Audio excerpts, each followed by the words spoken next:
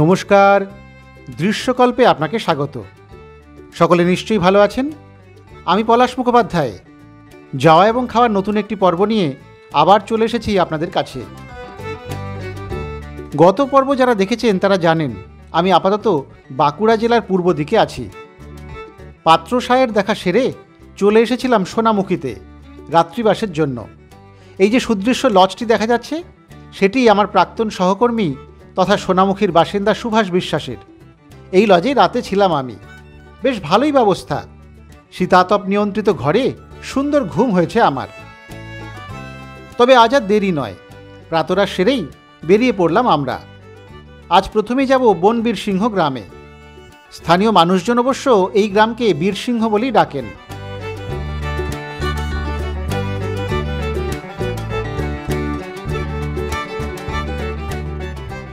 আমার সঙ্গে আজ রয়েছে সুভাষ। সুভাষকে নিশ্চয়ই মনে আছে আপনাদের। সোনামুখী পর্বে সুভাষ কিন্তু আমার সঙ্গে ছিল। বছর 25 আগে আমরা দুজনেই ইটিভিতে একসঙ্গে কাজ করতাম। সেই সম্পর্ক এখনও রয়ে গিয়েছে। প্রসঙ্গত বলি, সোনামুখী পর্বটি না দেখে থাকলে আমাদের চ্যানেলে গিয়ে একবার দেখে নিতেই পারেন। যাই হোক, সোনামুখী থেকে আমরা ধরেছি বর্ধমান রোড। প্রথমে যাচ্ছি 8 কিলোমিটার দূরে ধানসিমলা। সেখান থেকে বেঁকে যাব ডান দিকে।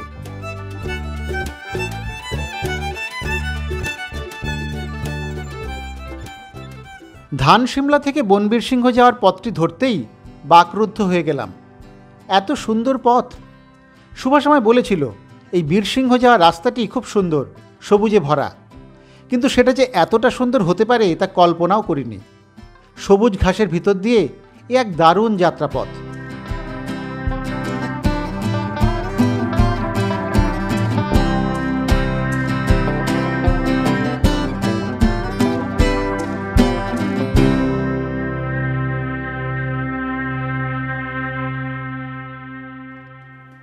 একটু পরেই ঘাসের পটভূমি ছেড়ে দেখলাম আরও গাঢ় সবুজের হাতছানি।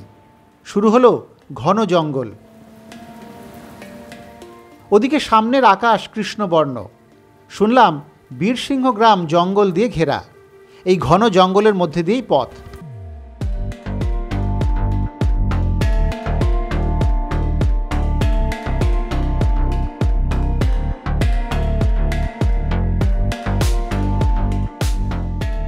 জঙ্গলে ঢুকতে না ঢুকতেই শুরু হয়ে গেল বৃষ্টি। এবার কিন্তু দারুণ লাগছিল। বৃষ্টির মধ্যে দিয়ে এই বনপথে যাওয়ার এক আলাদাই রোমাঞ্চ অনুভব করছিলাম। তাহলে এখন আর বেশি কথা নয়, একটু বৃষ্টিস্নাত সবুজের বাহার দেখাই আপনাদের।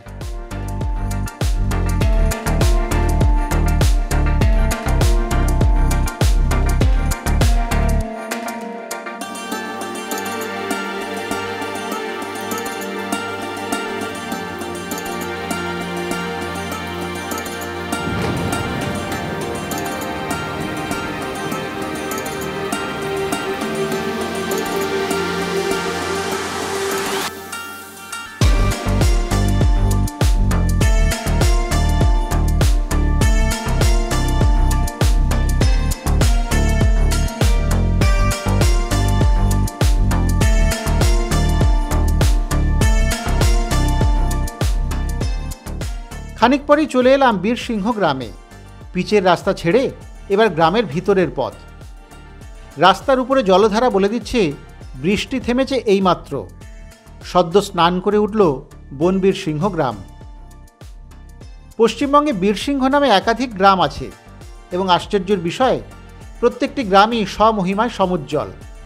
এই গ্রামগুলির মধ্যে সবচেয়ে এগিয়ে অবশ্যই মেদিনীপুরের বীরসিংহ গ্রাম, যাকে এক ডাকে চেনার খ্যাতি এনে দিয়েছেন ঈশ্বরচন্দ্র বিদ্যাসাগর। কিন্তু অনুতাপের বিষয়, বাঁকুড়ার এই বীরসিংহ গ্রামটি খ্যাতি দূরে থাক, এখনও প্রায় অন্ধকারেই পড়ে আছে। অথচ এই গ্রামের ইতিহাস অত্যন্ত ঐতিহ্যবাহী। দাঁড়ালাম বীরসিংহ পঞ্চায়েতের সামনে। এখানেই আছে বিখ্যাত রাধা দামোদর মন্দির। রাস্তার ধারে থাকা বোর্ডটিও তাই বলছে। তবে এই বোর্ড না থাকলে এই মন্দির চিনে যাওয়া কিন্তু খুব মুশকিল। রাস্তা থেকে মন্দিরে যাওয়ার পথটি আমাকে রীতিমতো অবাক এবং হতাশ করল। পুরাতত্ত্ব বিভাগ যে মন্দির অধিগ্রহণ করেছে সেই মন্দির নিশ্চয়ই ভালো। সেখানে ঢোকার এই পথ। সবুজ ঘাসের মধ্যে থাকা মন্দিরটি প্রথম দেখাতেই মন কেড়ে নেয়। সুন্দর একটি নবরত্ন শৈলীর মন্দির। রাধা দামোদরজিউয়ের দক্ষিণমুখী মন্দিরটি 1855 সালে স্থাপিত। স্থানীয় পাল পরিবার এই মন্দিরটি তৈরি করে। মন্দিরের সামনের দিকে 3টি খিলান। সামনের দেওয়ালে উৎকৃষ্ট মানের টেরাকোটার কাজ লক্ষ্য করা যায়।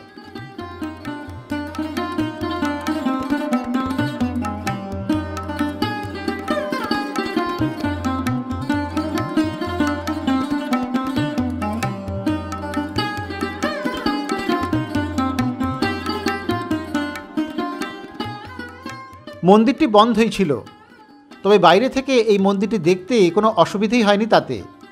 তবে শুনলাম ভিতরে নারায়ণরূপী শালগ্রাম শিলার পুজো হয়।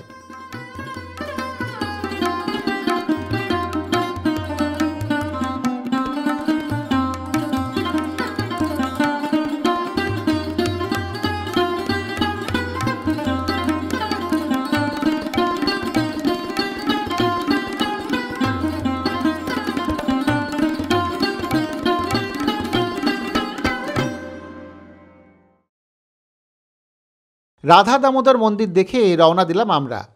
যাচ্ছি এই গ্রামের প্রধান আকর্ষণ বৃন্দাবন চন্দ্রের বিগ্রহ এবং তার মন্দির দেখতে।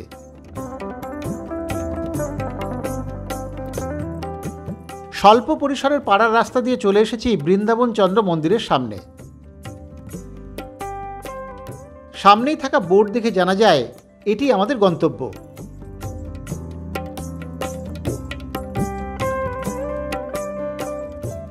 মন্দিরে থাকা 2 পূজারী আমাদের স্বাগত জানালেন। তাদের সঙ্গে গল্প জুড়ল সুভাষ। আমি এগোলাম সামনের দিকে। মল্ল রাজাদের পৃষ্ঠপোষকতায় 5টি পাথরের তৈরি পঞ্চরত্ন মন্দির নির্মিত হয়েছিল। যেমন এই বীরসিংহ গ্রামের বৃন্দাবনচন্দ্র মন্দির, বিষ্ণুপুরের শ্যামরায়ের মন্দির, গোকুলনগরের গোকুলচাঁদ মন্দির, বৈতলের শ্যামচাঁদ মন্দির এবং বিষ্ণুপুরের মদন গোপাল মন্দির। উল্লিখিত মন্দিরগুলির মধ্যে এই বৃন্দাবনচন্দ্রের মন্দিরটি প্রাচীনতম কৃষ্ণ মন্দির। মল্লরাজ প্রথম রঘুনাথ সিংহ 1638 সালে মাকড়া পাথরের মন্দিরটি নির্মাণ করেছিলেন। প্রাচীন মন্দিরের অবশিষ্ট আর কিছুই নেই প্রায়। অধুনা পরিত্যক্ত দক্ষিণমুখী দেবগৃহের সামনের দেওয়াল এবং ওপরের চূড়াগুলি ভেঙে পড়েছে। সেই ভাঙা দেওয়াল পেরিয়েই প্রবেশ করলাম মূল দেবালয় প্রাঙ্গণে। চারিদিকে ছড়িয়ে ছিটিয়ে আছে সেই পাথর এবং দেবালয়ের ভগ্নাবশেষ। এই চত্বরটিতে ঢুকে কেমন যেন অনুভূতি হচ্ছিল, এ যেন ইতিহাসের ধ্বংসাবশেষ।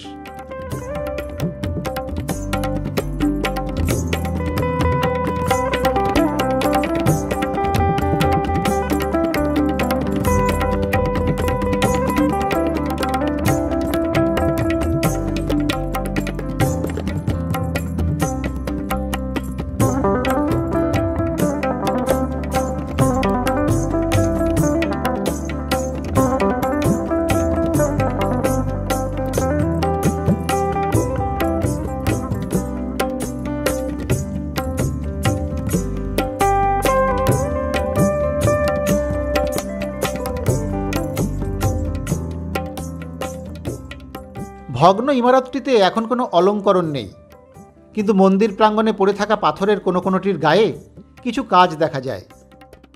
মূল মন্দিরটি যেটি ছিল তা এখন প্রায় লুপ্ত। পুরাতত্ত্ব বিভাগ লোহার খুঁটি দিয়ে সামান্য কিছু অংশ কোনো ক্রমে খাড়া করে রেখেছে।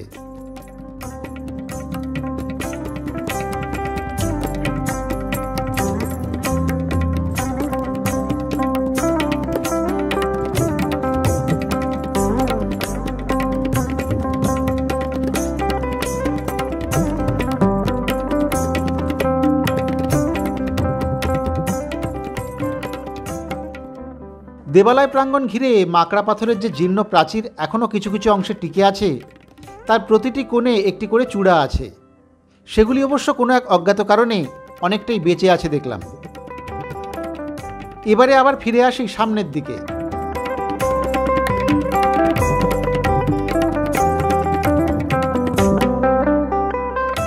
মূল দেবালয়ের উঁচু প্রবেশপথের ওপরে একটি নহবতখানা এখনও টিকে আছে কোনো গতিকে, কিন্তু নহবতখানার সেই সামান্য কিছুটা অংশ কতদিন টিকে থাকবে তা অবশ্য বলা মুশকিল। প্রাঙ্গণের দক্ষিণ অংশে পাথরের সাবেক ভোগ মণ্ডপটিও এখন নিশ্চিহ্ন হয়েছে। এখানে এসে বর্তমানে যেটি দেখা যায় তা হলো একটি দালান মন্দির, সামনেই একটি নাটমঞ্চ। অনুমান করা হয় অতীতের মূল মন্দিরের ধ্বংস উপাদানেই নির্মিত এই মন্দিরটি। এককালে মন্দিরটি যে এক বিরাট কমপ্লেক্সের মধ্যে ছিল তা কিছুটা হলেও উপলব্ধি করা যায় এপাশে ওপাশে ধ্বংসস্তূপের চিহ্ন দেখে। মন্দিরের ভিতরে আছেন বৃন্দাবন চন্দ্র। নিত্য পুজো হয় আজও। এখানে আছে ভোগ গ্রহণের ব্যবস্থাও। একটু খবর দিয়ে এলে আপনারাও কিছু অর্থের বিনিময়ে ভোগ গ্রহণ করতেই পারেন। বীরসিংহের এই বৃন্দাবন চন্দ্র মন্দিরে এসে দারুণ একটা ভালো লাগা তৈরি হলো আমার। এমন একটা বিশাল মন্দির এই গ্রামে লুকিয়েছিল ভাবতেই শিহরণ হচ্ছিল। গোটা চত্বরটি সবুজে মোড়া, দারুণ একটা পরিবেশ। পাশাপাশি এরকম একটি বিরল স্থাপত্যরীতির বিশাল মন্দির কিভাবে কালের গর্ভে বিলীন হয়ে গেল তা ভাবলেও রীতিমতো কষ্ট লাগে।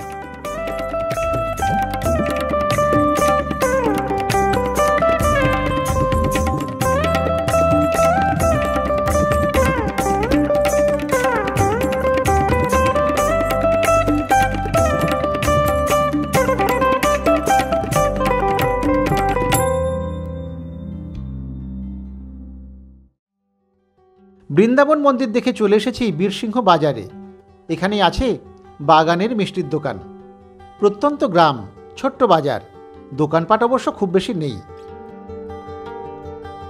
যথারীতি এই দোকানেরও কোনো নাম নেই, অথচ এই এলাকায় এই দোকানের খুব নাম। অবাক হলেন বুঝি? আসলে মিষ্টির কথা জিজ্ঞেস করতেই সকলে এক বাক্যে জানিয়েছিলেন মরে থাকা বাগানের এই দোকানের কথা। এখানকার দই নাকি খুব ভালো, কিন্তু এই দোকানের কোনো পোশাকি নাম নেই, তাই কোনো সাইনবোর্ডও নেই। বাগান এই দোকানের মালিকের নাম। যাই হোক, আমরা তো দই খাবো বলে এসেছি, কিন্তু ঢুকে দেখলাম গরম গরম বোঁদে সদ্য তৈরি হয়ে উনুন থেকে নেমেছে। আমি সরাসরি ইস্টবেঙ্গলের সাপোর্টার না হলেও লাল হলুদ সেই বোঁদে দেখে আমার তো বেজায় ভালো লেগে গেল। ঠিক হলো, দই এবং বোঁদে দুটিই খাওয়া হবে। ও হ্যাঁ, এর মধ্যেই শুনে নিয়েছি দোকানের মালিক বাগানবাবুর ভালো নাম ধনঞ্জয়। দই এবং বোঁদে খাওয়ার ইচ্ছে প্রকাশ করা মাত্রই সামনে হাজির দুই মিষ্টি। সুভাষ তো দই খাওয়া শুরুও করে দিয়েছে। ওর অভিব্যক্তিতেই বুঝলাম ব্যাপারটা খারাপ নয়।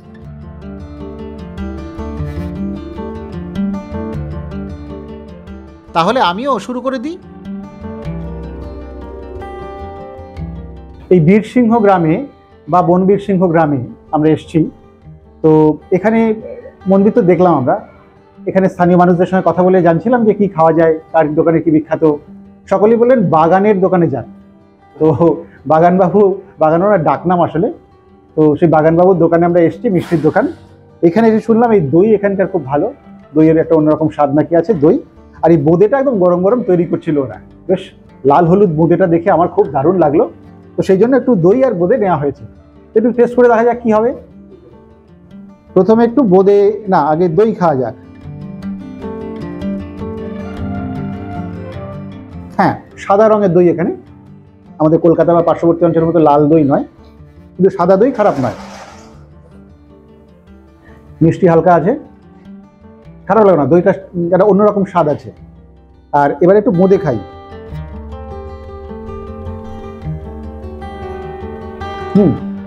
গরম বোঁদেটাও ভালো লাগছে, বেশ খারাপ লাগে না। গরম গরম খাওয়ার একটা আলাদা মজা আছে। বোঁদেটা একটু ভালোই খেয়েছি, সুভাষও ভালোই খেয়েছে বললো। তো আমরা খাওয়া দাওয়ার পাঠটুকুই, তারপরে এখান থেকে আমরা যাবো। আর কয়েকটা দ্রষ্টব্য আমাদের বাকি আছে। তার আগে একটু এই বাগানবাবুর দোকানের মিষ্টি খাওয়া হচ্ছে।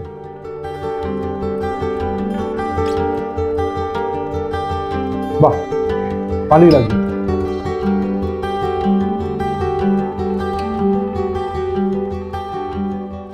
ভালোই খেলাম দুটি মিষ্টি।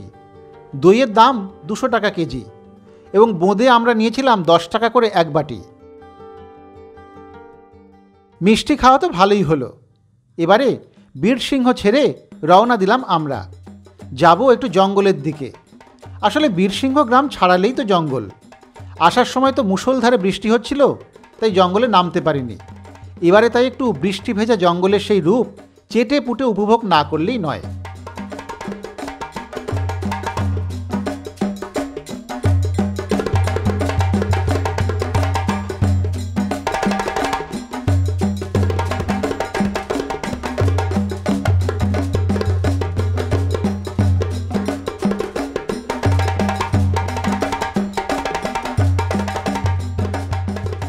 ফরেস্ট অফিসের কাছেই পড়ে পাঁচমাথা মোড়। সেই পাঁচমাথা মোড় থেকে আমরা একেবারে ডান দিকে বেঁকে গেলাম। এবারে সবুজের মাঝে লাল মোরামের পথ। এ পথের সৌন্দর্য আমায় বছরের পর বছর ধরে মুগ্ধ করে রাখে। রাঢ় বাংলার বিভিন্ন জায়গায় এই জঙ্গলের মাঝে লাল মাটির পথ এক অসাধারণ অভিজ্ঞতা। আসলে একসময় এই গোটা এলাকা ছিল ডুমনির গড়। এখনও জঙ্গলের মাঝে এখানে ওখানে তার চিহ্ন মেলে। ডুমনি দিঘি নামে একটি বিশালকায় দিঘি রয়েছে এখানে। এই গড় এবং তৎসংলগ্ন এলাকার মাটির তলা থেকে পাওয়া গিয়েছে প্রাচীন মুদ্রা, পাথরের প্রতীপ, তামার বালাসহ বেশ কিছু প্রত্ন সামগ্রী। প্রত্নতাত্ত্বিকদের মতে এটি পশ্চিমবঙ্গের অন্যতম শ্রেষ্ঠ বনদুর্গ। আমরা এখন চলেছি সেই ডুমনির দিঘি দেখতে।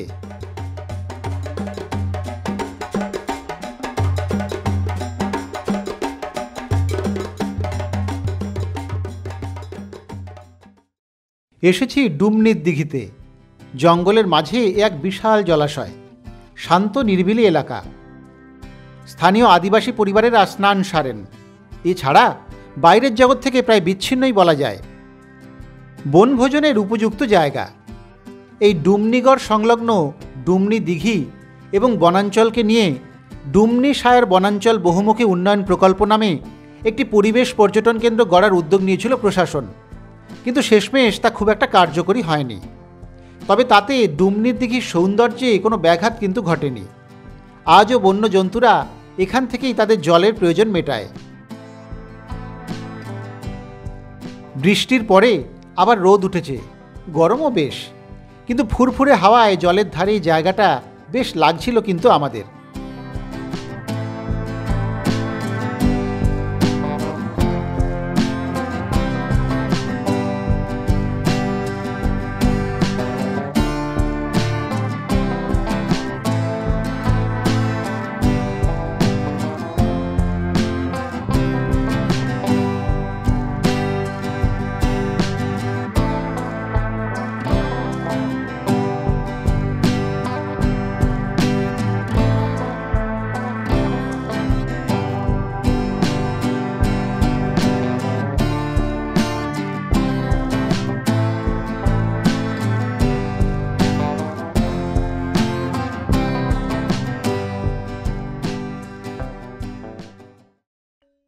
দিঘি দেখে আবার পথে। এবারে একটু জঙ্গলের ভিতরে যাব। ডুমনির গড় এই জঙ্গলেই মিশে আছে, সেটাই একটু অনুভব করতে চাই।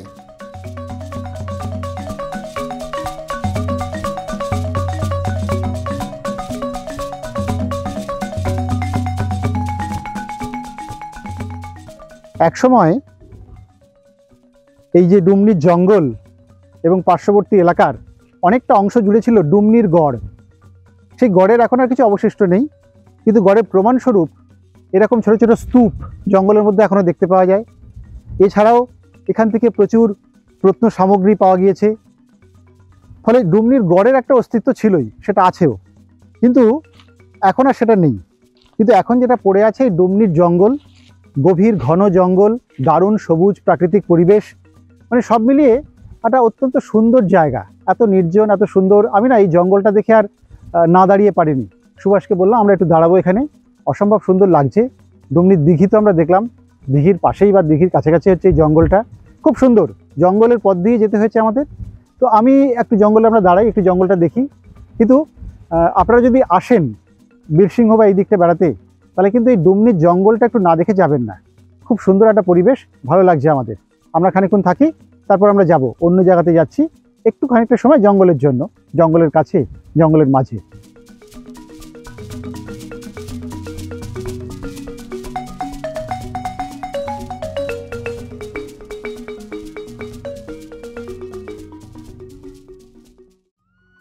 জঙ্গলের বুনো গন্ধ মেখে খুশি খুশি মন নিয়ে আবার পথে আমরা। সেই জঙ্গলের পথ, সেই দারুণ আবহ। এবারে চলেছি কাছেই থাকা আর এক সমৃদ্ধ গ্রাম হোদল নারায়ণপুরের দিকে। তবে সেই পর্ব নিয়ে আসবো সামনের বুধবারে। এবারে বলি বীরসিংহে যাতায়াত বা থাকার ব্যাপারে। এই বীরসিংহ বা বনবীরসিংহ যেতে হলে ট্রেনে পাত্রসায়র অথবা ধানসিমলা এই দুটি স্টেশনে নামা যায়। এই ট্রেন হলো মশাগ্রাম বাঁকুড়া লোকাল। তবে বনবীরসিংহ গ্রাম এই দুই স্টেশন থেকেই বেশ খানিকটা দূরে, টোটোই ভরসা, আছে বাসও। বিষ্ণুপুর, পাত্রসায়র বা সোনামুখী থেকেও বাস মেলে এই বনবীরসিংহ যাওয়ার। থাকার তেমন হোটেল কিন্তু নেই। একটু দূরে অবশ্য একটি নতুন রিসর্ট হয়েছে বটে, তবে তার ঘর ভাড়া 4,000 টাকা থেকে শুরু হয়। Nidhivan deluxe resort. যার সাধ্য আছে তিনি সেখানে থাকতেই পারেন, নেটে খোঁজ মিলবে সহজেই। এছাড়া কম খরচে সোনামুখীতে থাকা যায়, অসুবিধে নেই। আমিও তো তাই ছিলাম। বিষ্ণুপুর থেকেও বনবীরসিংহের দূরত্ব খুব বেশি নয়, তাই চাইলে বিষ্ণুপুরেও রাত্রিবাস করা যেতেই পারে। সব মিলিয়ে দারুণ একটা সফর হলো কিন্তু। বীরসিংহ গ্রাম এবং তার আশপাশের এলাকা আমায় তো মুগ্ধ করেছে। আজ তাহলে এই পর্যন্তই। আবার ফিরে আসব আগামী বুধবারে যাওয়া এবং খাওয়ার নতুন একটি পর্ব নিয়ে। ততক্ষণ সকলে ভালো থাকবেন, সুস্থ থাকবেন, দেখতে থাকবেন দৃশ্যকল্পের ইউটিউব চ্যানেল।